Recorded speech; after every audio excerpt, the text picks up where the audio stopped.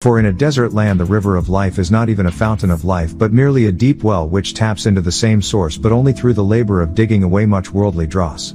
The man of faith hearkens to good advice, and thus destroys most proud thoughts, for God stands for high things such as wisdom and spiritual vision. Like a consuming flame they flow forth from him to those who dwell in God. This saying is more or less in the nature of a summary of what has been said before. The following of God's advice, whether heard directly or through one's earthly guide, helps to eradicate pride and increases both wisdom and spiritual sight. The description of such virtues flowing from God into the seeker like a consuming flame is peculiarly apt, inasmuch as they do tend to consume any remaining worldly dross within us, for worldliness and spirituality cannot coexist in the same individual spirit. This concept is found in many religions, but perhaps most significantly plays a major role in the Bible.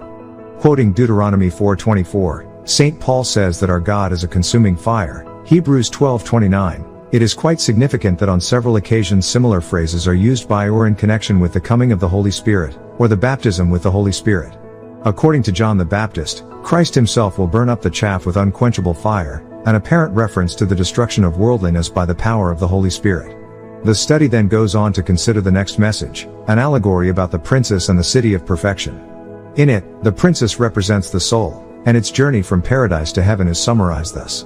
The soul reaches the heavenly city, but until it crosses the threshold it is bound to the man of faith by the common bond of earthly life.